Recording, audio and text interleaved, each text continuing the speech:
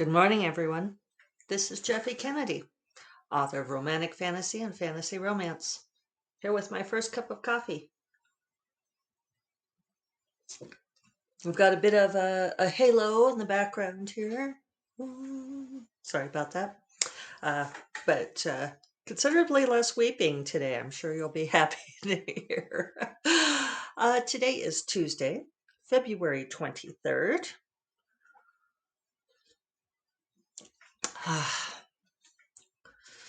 And yeah, it's a bright, sunshiny day, right? So, yes, thank you to all of you who reached out yesterday and offered me support and hugs and all of those things. And for those of you who agreed that Mary was a bitch, made me feel better. I think that was a big piece of it, was just that she didn't have to be mean to me.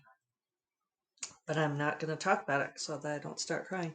But it is a thing that it doesn't cost much just to do a cheerful no. And Lord knows I have done many times where it's been like, I just don't have time. I flat don't have time. I'm really sorry. But let me give it a shout out, which I often do. And that's an easy thing to offer. And I think that's where it really kind of comes to pedal to the metal, any metaphor that you choose. It was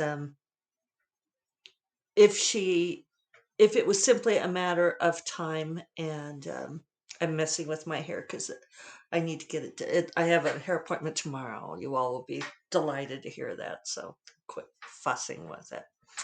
Uh,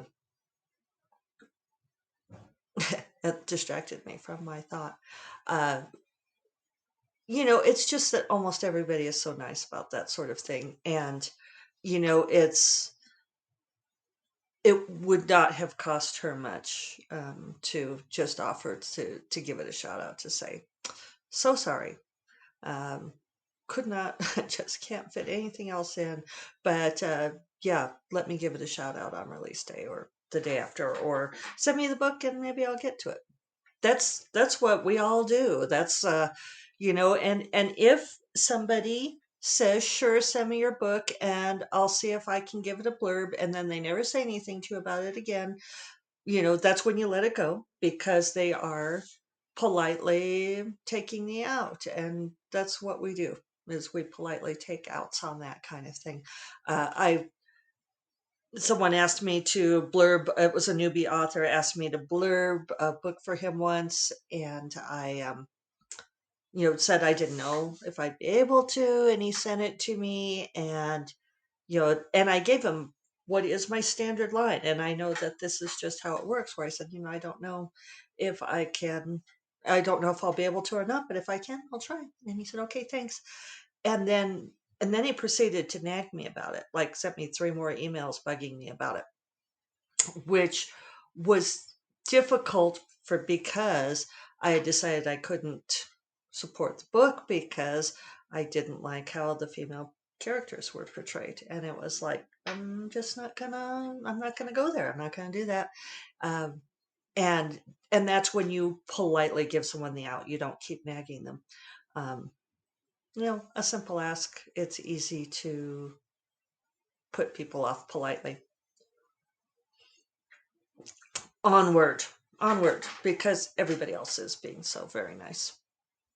We shall not dwell upon the isolated incidents of bitchitude. So I had things I was going to talk about yesterday. I really did. I was not going to spend the whole episode doing the I feel sorry for me. In a massive lacuna of self-absorption, I totally forgot that yesterday was Darynda's release day. I did give her shout outs later on social media, but today is the belated happy book birthday, Darynda, for Beguiled, third book in Betwixt in Between. It's a delightful trilogy. It's really fun. It's very different from her Charlie Davidson books or the Sunshine Vikram books. It's kind of wacky in this delightful way, taking place in Salem. And,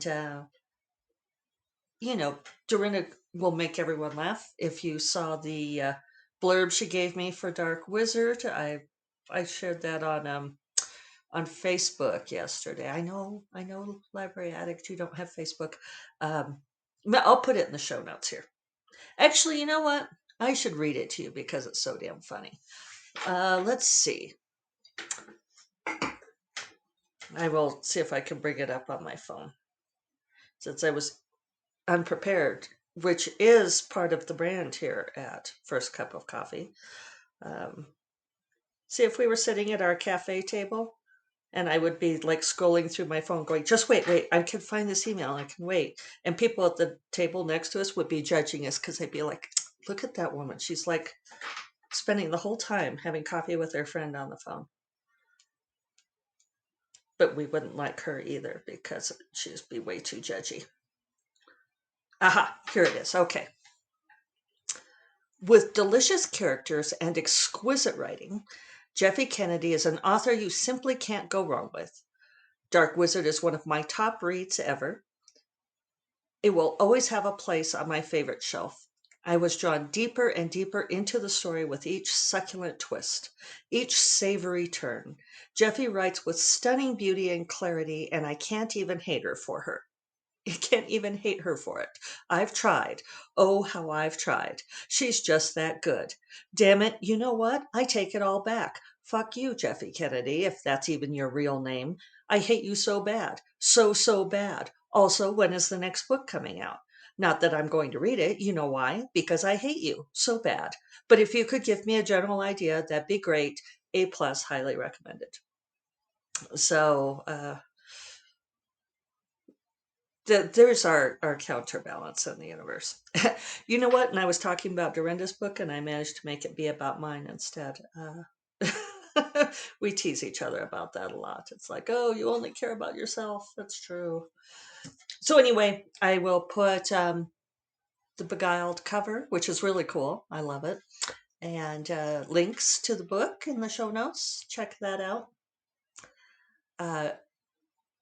And then I was also going to tell you guys, I had talked a little bit before about like this weird thing where readers don't like certain kinds of female characters.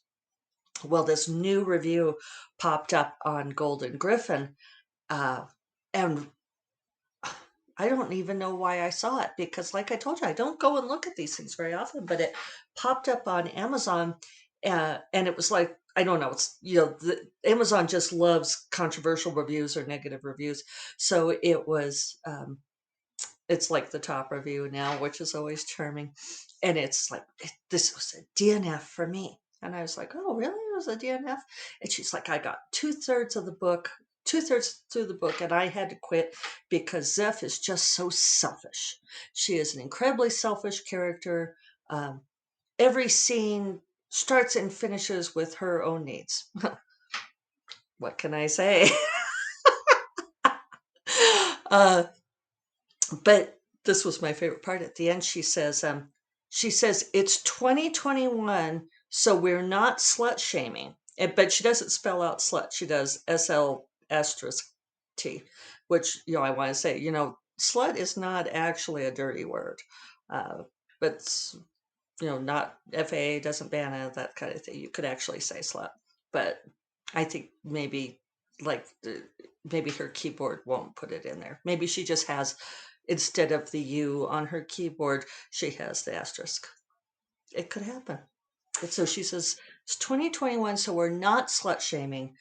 It's just that Zeph was so selfish. So I was thinking to myself, so actually what we're saying here is that it's 2021, so you feel like you're not allowed to slut shame, but that really that's what you want to do is slut shame. And it's interesting because, for, I don't know, just in case you are like not in the know, slut shaming is when you criticize a woman for being too sexually free, right? For having a lot of lovers. And it's an interesting double standard because we almost never slut shame men. There really isn't. Slut shaming is a female term, and it's not something that there is a male comparison to, at least not in a derogatory way. We might say rake. The man is a rake.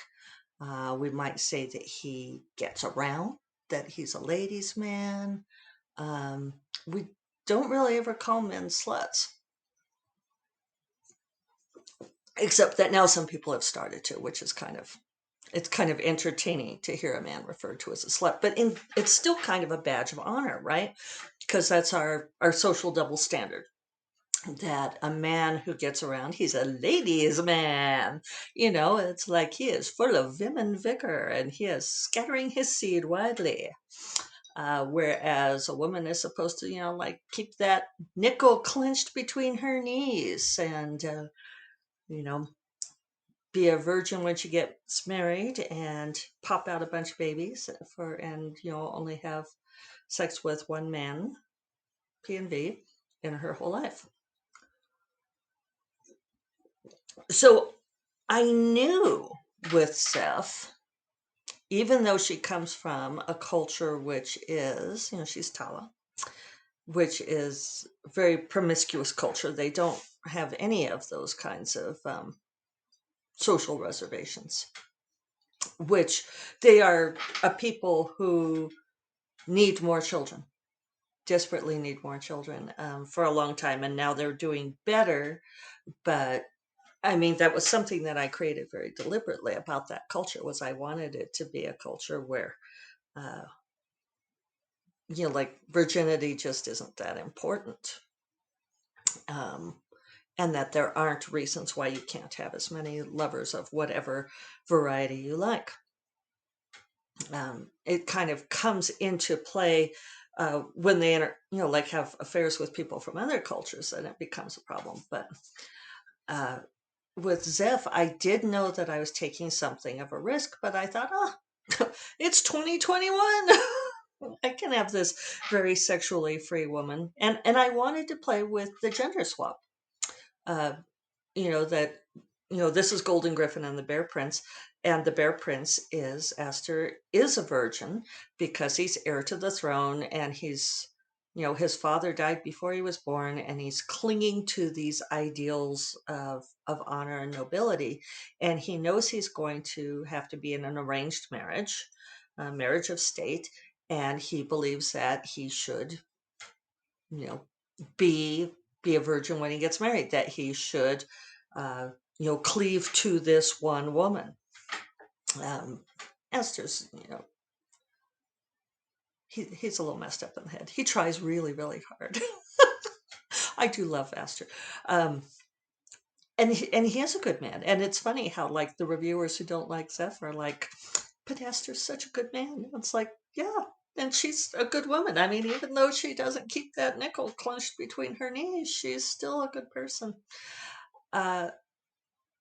So I really did want to play with, and it was fun. It was fun to play with this trope because in writing the seduction scenes between them, I would think about the historical romances where the woman was like, no, no, no, I cannot possibly lose my honor.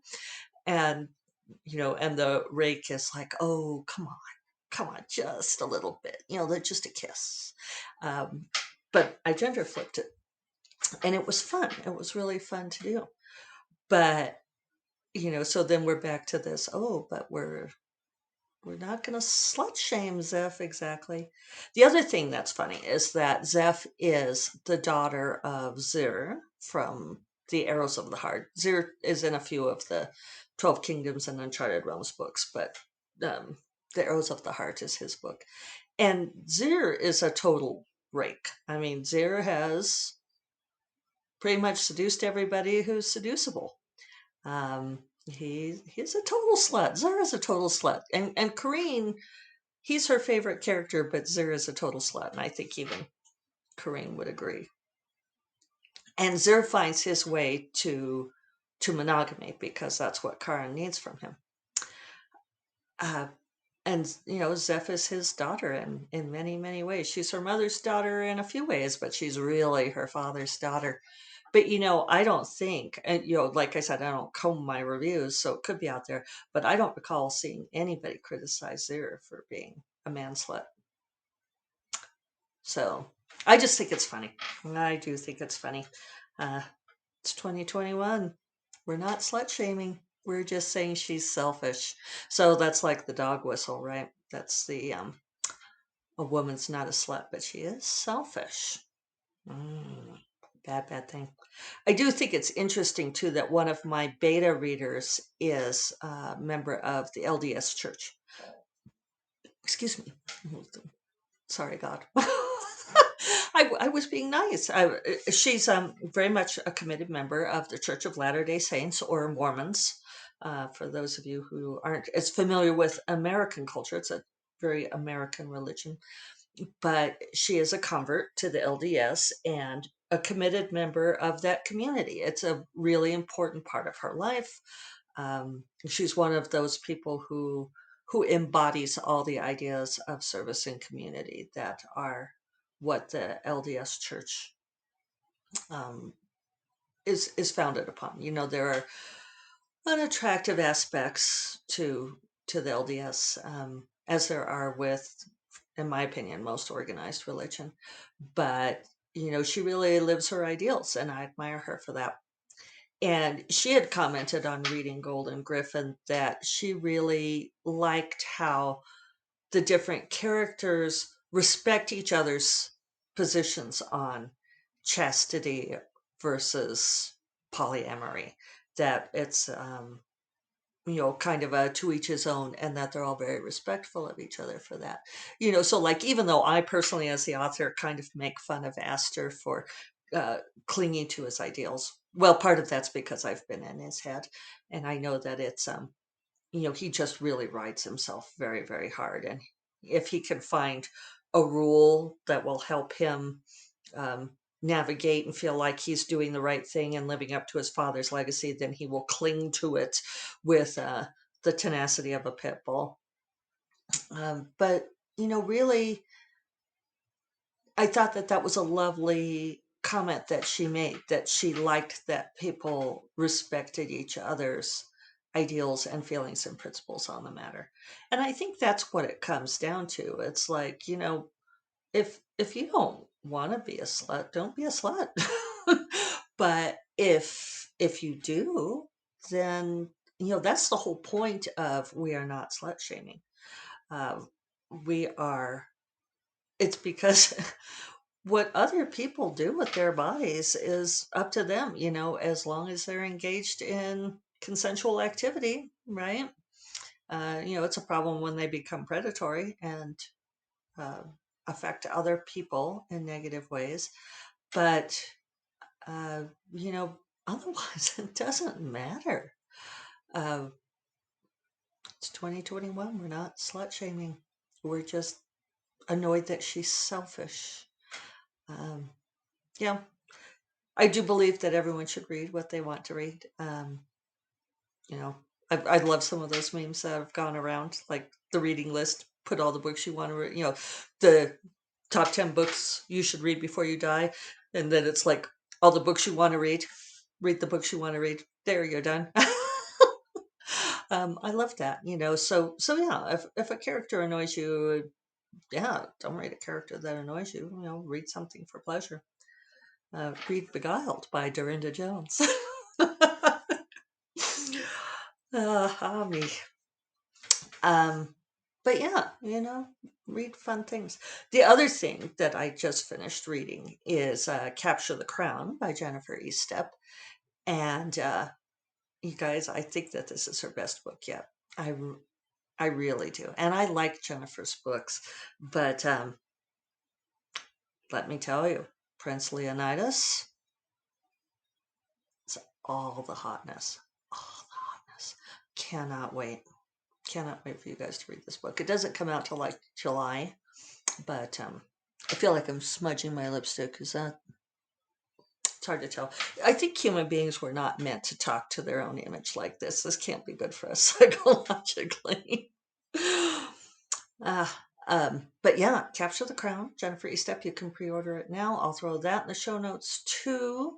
But I will also be talking about it more later. I sent her a blurb that was not nearly as delightfully inventive as Darynda's blurb, but it's a pretty good blurb that expresses my incredible excitement about Prince Leonidas. He's just right up my alley. I mean, the new bad boy prince that we didn't know we needed. Maybe we knew we needed. Yeah, gotta have me some more Leo. And I know you don't like the name Leo, Corrine, but I think maybe this book could turn you. I'm just saying. And what was the other thing I was going to say just about? Oh, I was going to explain on Darynda's quote that she really wanted it to be special. That was part of it's special because she did love the book. And you'll notice that she that there are great pull quotes in there. If I don't use the whole thing, I can pull out pull quotes. And she is absolutely sincere that, that line, one of my favorite reads ever. It's an awesome pull quote. So I'm blessed in my friends, and we won't let the bitches get us down, right? So thank you all for being out there. I will remind you that First Cup of Coffee is part of the Frolic Media Podcast Network, and you will find more podcasts you love at frolic.media/podcasts. And I will talk to you all on Thursday. You take care. Bye-bye.